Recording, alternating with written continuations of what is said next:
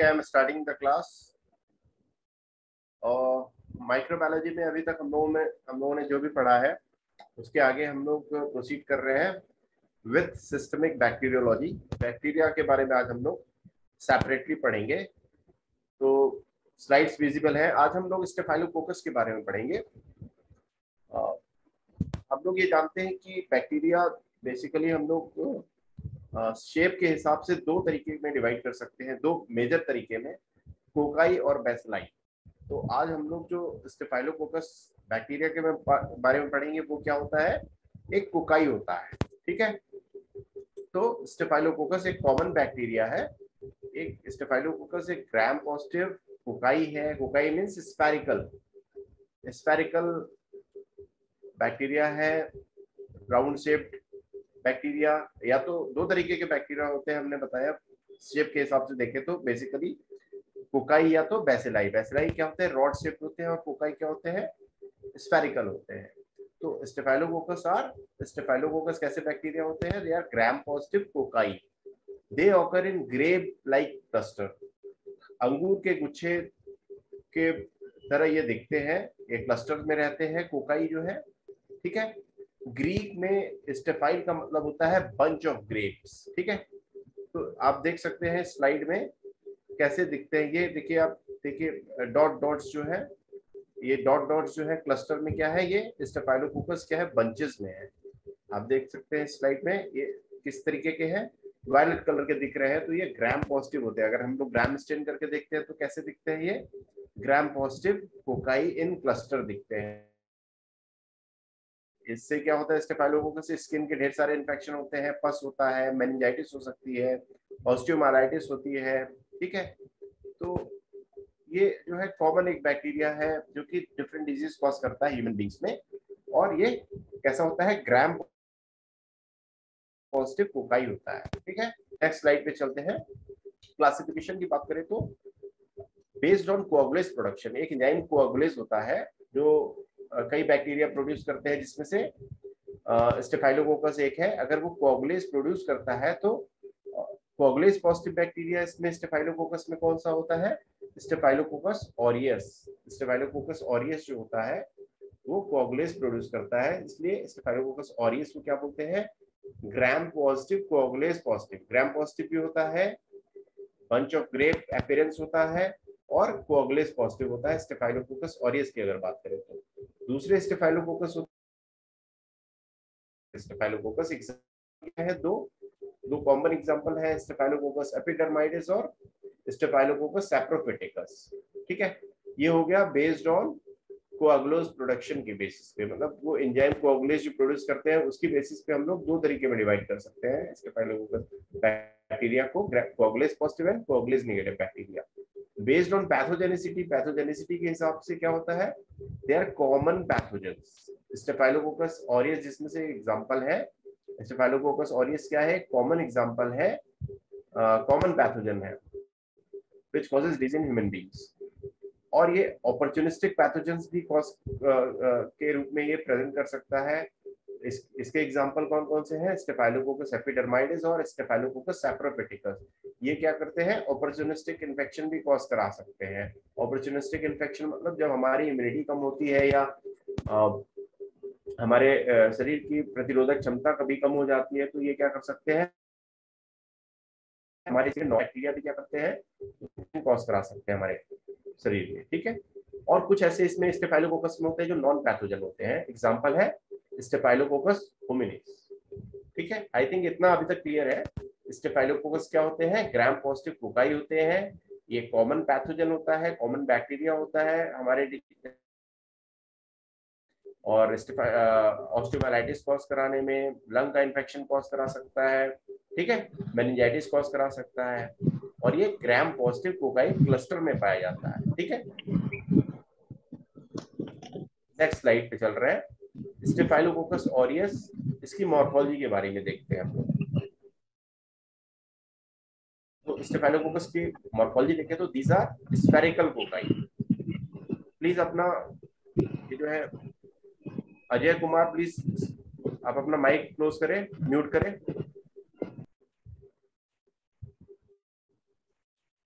Okay, तो staphylococcus aureus क्या है? These are spherical cocci. ये क्या होते हैं? स्टेफाइलोकोकस स्फेरिकल कोकाई होते हैं, लगभग 1 माइक्रोमीटर डायमीटर इनका होता है। अगर एक कोकाई देखें तो इसका डायमीटर कितना होता है? लगभग 1 माइक्रोमीटर के आसपास। ये क्या होते हैं? Staphylococcus are arranged characteristically in grape like cluster. अंगूर के गुच्छे के समान ये क्लस्टर में पाए जाते हैं। अगर हम लोग इसको ग्राम स्टेन करके माइक्रोस्कोप में देखते हैं तो 100x पे तो इस तरीके से दिखेंगे। आप देखिए यहाँ पे लग नहीं रहा है कि ये बंच ऑफ ग्रेप अपीयरेंस है, मतलब एक समान ये दिखते हैं। ठीक है, दे आर नॉन मोटाइल। ये क्या होते हैं? नॉन मोटाइल होते हैं। इसका मतलब क्या होता है? अगर मोटाइल होते हैं तो कैसे मोटाइल होते हैं बैक्टीरिया? मोटाइल होते हैं अगर तो वो फ्लैजिला से मोटाइल होते हैं। ठीक है, लेकिन ये क्या होते हैं? ये कोकाई होते हैं और ये नॉन मोटाइल होते हैं और नॉन स्पोरिंग होते हैं। A few strains causes capsules। कुछ स्टेफाइलोकोकस के कुछ स्ट्रेन कैप्सूल भी पाया जाता है, कह रहा हूँ।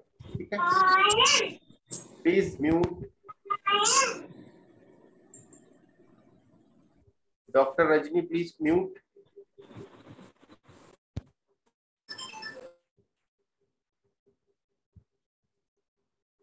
ठीक है, ये हो गई मॉर्फोलॉजी। इसके आगे बढ़ते हैं हम लोग नेक्स्ट स्लाइड पे, स्टेफाइलोकोकस की नेक्स्ट स्लाइड पे।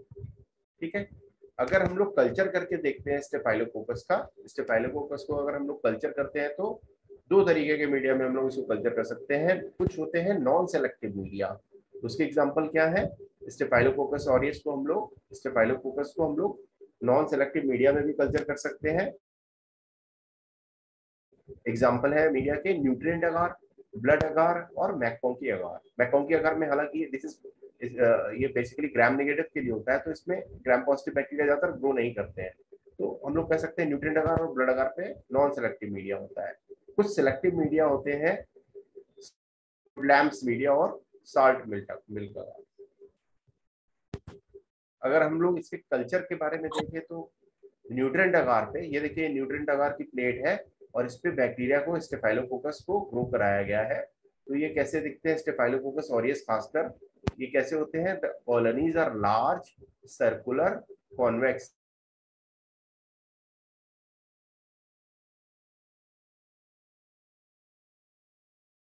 ये न्यूट्रिएंट अगार है जिसपे ये स्टेफाइलोकोकस ऑरियस ग्रो कराया गया है।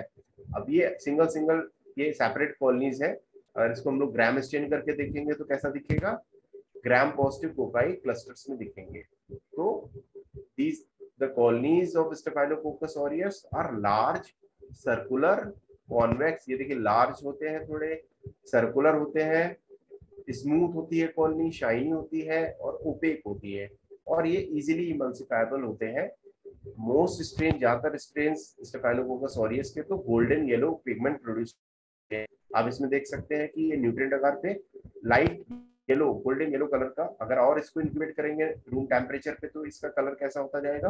गोल्डन येलो कलर में कन्वर्ट होता जाएगा। ये भी देख सकते हैं इस पे मीडिया पे स्टेफाइलोकोकस ऑरियस की कॉलोनी लाइट, आप देख सकते हैं तो लाइट येलो कलर की कॉलोनी है। This is colony of staphylococcus aureus on nutrient agar. ये न्यूट्रिएंट अगार पे इस तरीके की कॉलोनी दिखती है। ब्लड अगार पे देखें तो ये this is blood agar. Blood agar पे स्टेफाइलोकोकस ऑरियस, ये क्या है? कॉलोनी है स्टेफाइलोकोकस ऑरियस की और ये ब्लड अगार है। इस पे देखिए कैसी कॉलोनी आई है? ये डॉट डॉट्स हैं, उसके अराउंड क्या होता है? हीमोलिसिस कॉज करा देता है। मतलब रेड ब्लड सेल्स जो होते हैं ब्लड अगार में, उसको उसकी लिसिस कॉज करा देता है और उसके सराउंडिंग में देखेंगे तो क्लियरेंस हो जाता है। तो इस तरीके की हीमोलिसिस को हम लोग बीटा हीमोलिटिक कॉलोनीज कहते हैं। ठीक है, ब्लड अगार पे स्टेफाइलोकोकस की कॉलोनीज कैसे दिखेंगी? स्टेफाइलोकोकस ऑरियस की खासकर बीटा हीमोलिटिक दिखती है। ठीक है, तो this slide shows staphylococcus aureus on blood agar with beta haemolytic colonies. अब बायोकेमिकल रिएक्शंस के बारे में बात करें स्टेफाइलोकोकस के बारे में तो ये क्या होते हैं? स्टेफाइलोकोकस कैटलेस पॉजिटिव होते हैं। आप ये देख सकते हैं यहाँ पे ये निगेटिव है।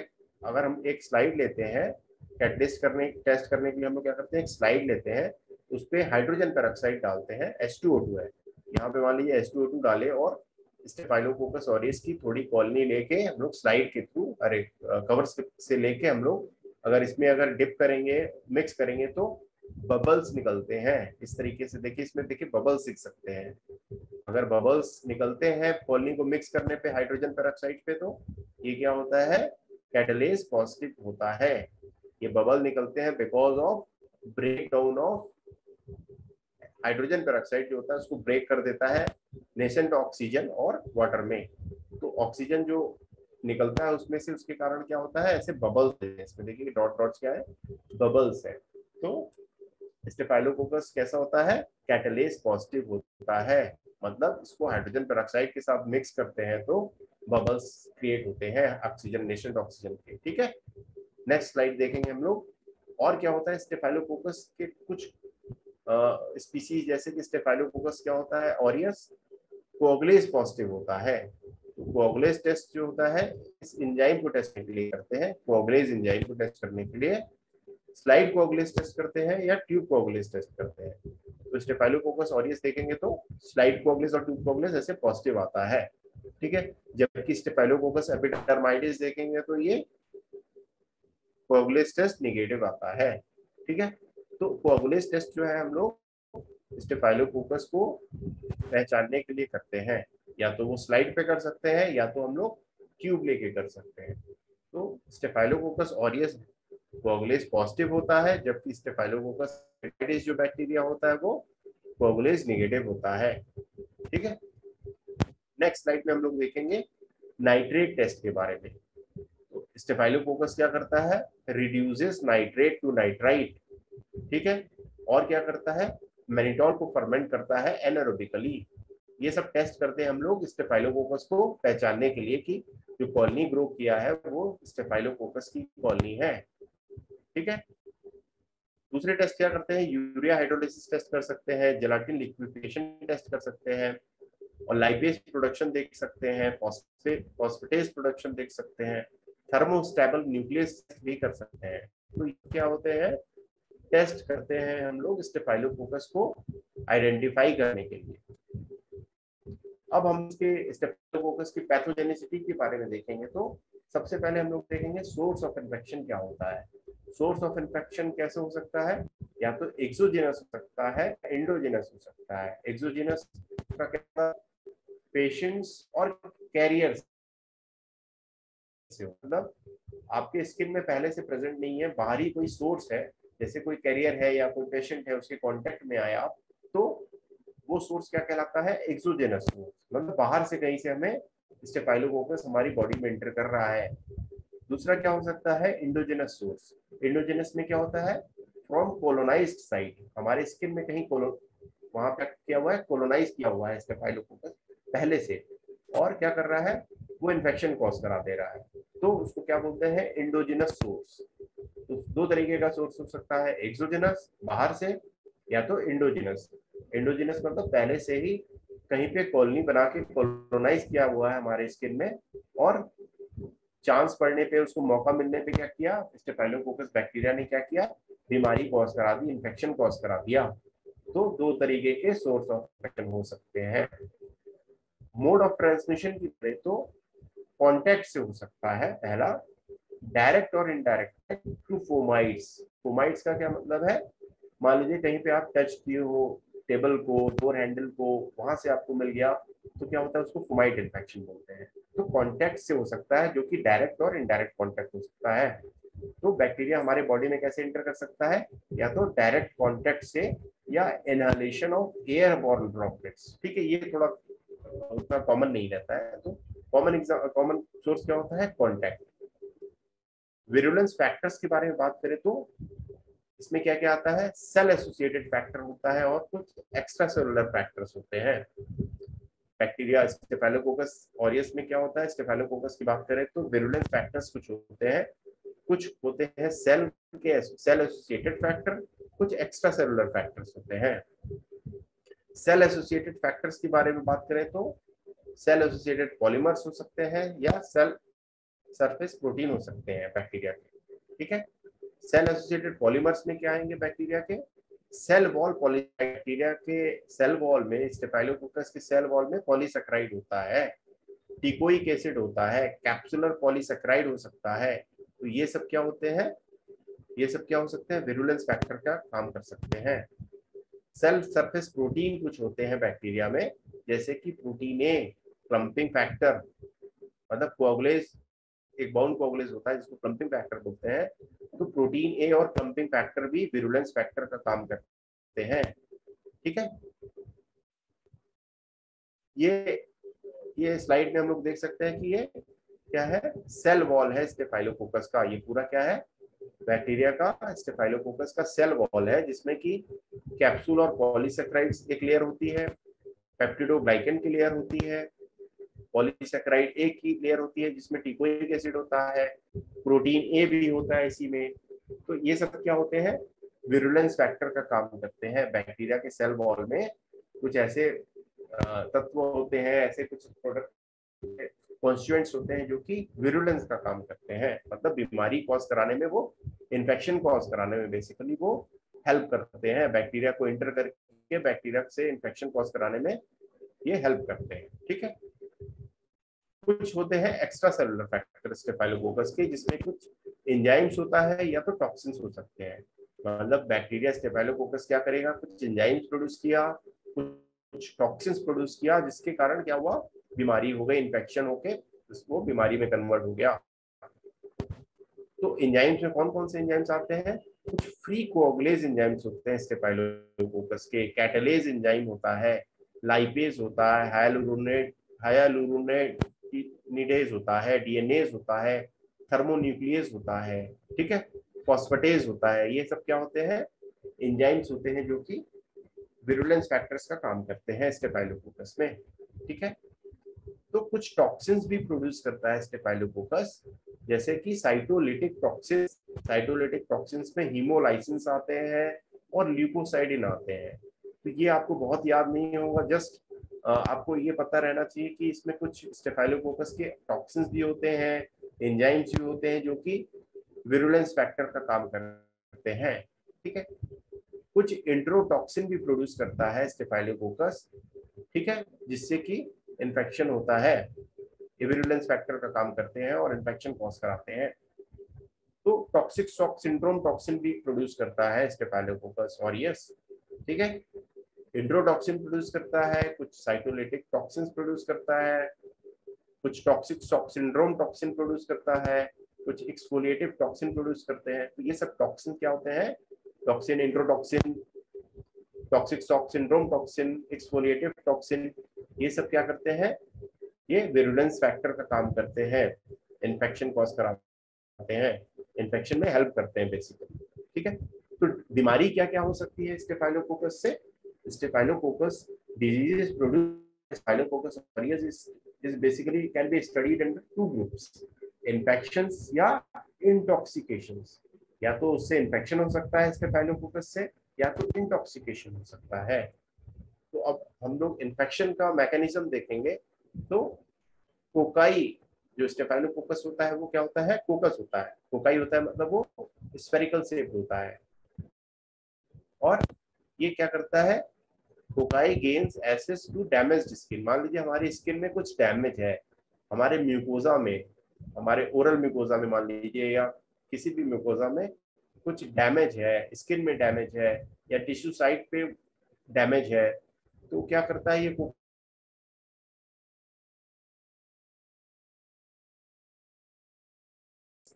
और एक्स्ट्रा सेलुलर मैट्रिक्स हमारे बॉडी में एंटर किया, स्किन के थ्रू, म्यूकोजा के थ्रू, डैमेज टिश्यू के थ्रू, और कोलोनाइज किया, मतलब वहां पे अपना घर बनाया इकट्ठा होके, वहां किया, मान लीजिए कोलोनाइज किया बाय एडहरिंग टू सेल्स और एक्स्ट्रा सेलुलर मैट्रिक्स। फिर क्या किया, evade the host defence mechanisms and multiply. फिर होस्ट के डिफेंस मैकेनिज्म को इवेड किया, मतलब उसको चीरते हुए हमारे बॉडी में, हमारे बॉडी की रोग प्रतिरोधक क्षमता को क्या किया, इवेट करते हुए, हमारे होस्ट डिफेंस, हमारे डिफेंस को क्या किया, वो इवेट करते हुए इंटर किया और मल्टीप्लाई किया हमारे बॉडी में, और कॉज टिश्यू डैमेज। फिर क्या किया, टिश्यू डैमेज कॉज कराने लगा, हमारे बॉडी के टिश्यूज में डैमेज कॉज कराना शुरू कर देता है।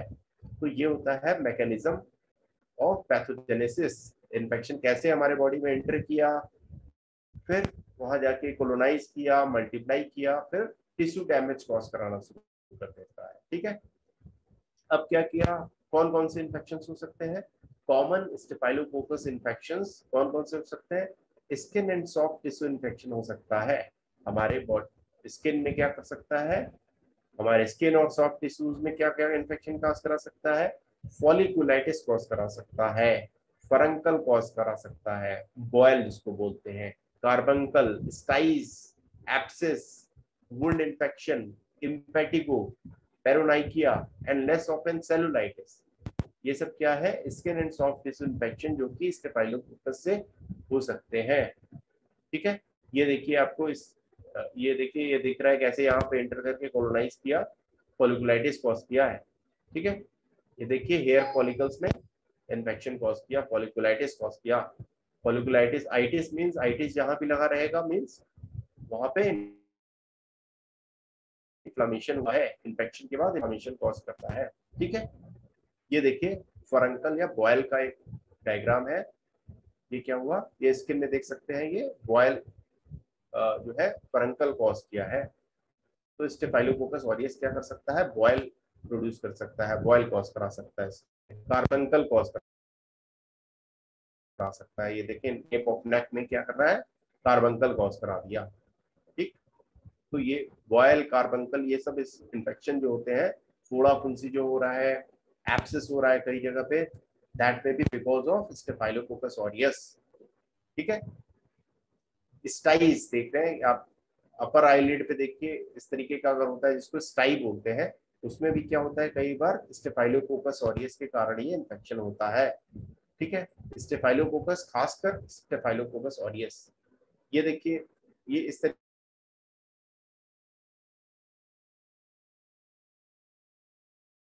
ऑरियस में भी द कॉज। ठीक है, कॉमन कॉजेज हैं स्टाई के, एब्सिस के, ये सब इन्फेक्शन क्या हो सकता है, बिकॉज ऑफ स्टेफाइलोकोकस ऑरियस। ये देखिए ये क्या है, इम्पेडिको का डायग्राम है। इम्पेडिको जो स्किन की डिजीज हो रही है, ये नोज के नीचे और लिप्स के ऊपर देखिए आप, ये है इम्पेडिको। इस तरीके का वुंड इन्फेक्शन है, ये स्टेफाइलोकोकस ऑरियस के कारण हो सकता है। सेलुलाइटिस हो सकती है, पेरोनाइकिया हो सकता है, ये देख रहे हैं पेरोनाइकिया, ये सब क्या है, बिकॉज ऑफ स्टेफाइलोकोकस, खासकर स्टेफाइलोकोकस ऑरियस।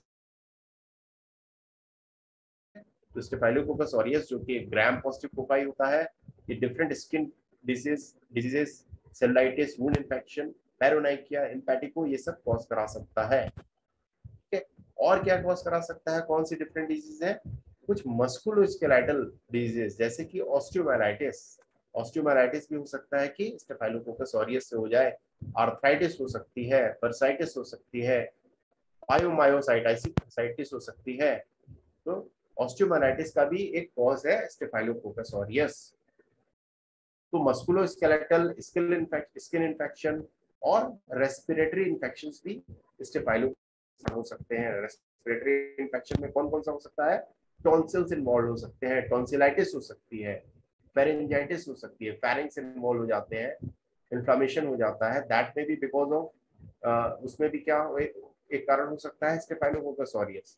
साइनोसाइटिस हो सकती है, मतलब हमारे साइनसेस जो होते हैं वो भी क्या होते हैं, उनका भी इन्फेक्शन और इन्फ्लामेशन बिकॉज ऑफ स्टेफाइलोकोकस हो सकता है।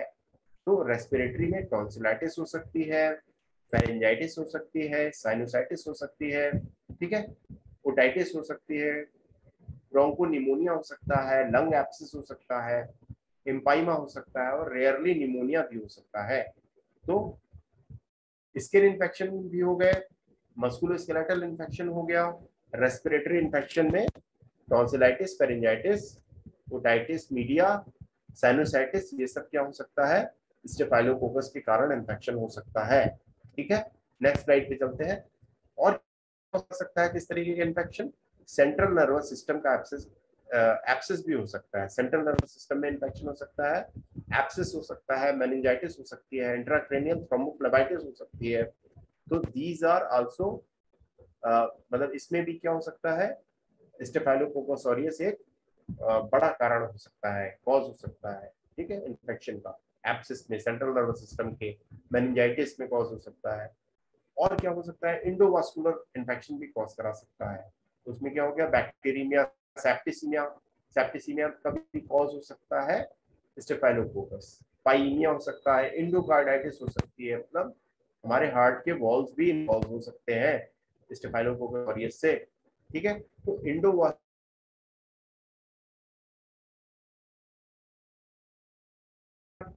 इन्फेक्शन हो सकता है, यूरिनरी ट्रैक्ट का इन्फेक्शन, पेशाब के रास्ते का इन्फेक्शन भी स्टेफाइलोकोकस से हो सकता है। खासकर स्टेफाइलोकोकस सैप्रोफिटिकस जो होता है, it is a cause of urinary tract infection in sexually active females. Sexually active females में यूरिनरी ट्रैक्ट इन्फेक्शन का कॉज हो सकता है स्टेफाइलोकोकस सैप्रोफिटिकस। ठीक है, तो staphylococcus skin and soft tissue infection cause करा सकता है। ठीक है, सेंट्रल नर्वस सिस्टम का इन्फेक्शन कॉज करा सकता है, मस्कुलोस्केलेटल सिस्टम का इन्फेक्शन कॉज करा सकता है, इंडोकार्डाइटिस कॉज करा सकता है, और यूरिनरी ट्रैक्ट का इन्फेक्शन भी स्टेफाइलोकोकस से हो सकता है। दूसरा है, पहला तो क्या इन्फेक्शन क्या हो सकता है, दूसरा क्या हो गया, इंटॉक्सिकेशन हो सकते हैं। इंटॉक्सिकेशन का क्या मतलब है, the disease is caused by bacterial exotoxins. ये क्या करता है, स्टेफाइलोकोकस कुछ टॉक्सिन्स प्रोड्यूस करता है, एक्सोटॉक्सिन्स प्रोड्यूस करता है, which are produced either in the infected host or pre-formed in vitro। हो सकता है ये टॉक्सिन्स क्या होते हैं, पहले से भी प्रोड्यूस हो सकते हैं कि किया हुआ है, और हमारे बॉडी में डायरेक्ट टॉक्सिन्स जो है बैक्टीरिया के साथ इंटर कर गए और इंटॉक्सिकेशन कॉज करा दिया। इसमें क्या क्या हो सकता है, अगर टॉक्सिन्स हमारे बॉडी में बैक्टीरिया के इंटर कर जाते हैं स्टेफाइलोकोकस के प्री फॉर्म टॉक्सिन्स, तो फूड पॉइजनिंग का भी कॉज कर हो सकता है स्टेफाइलोकोकस।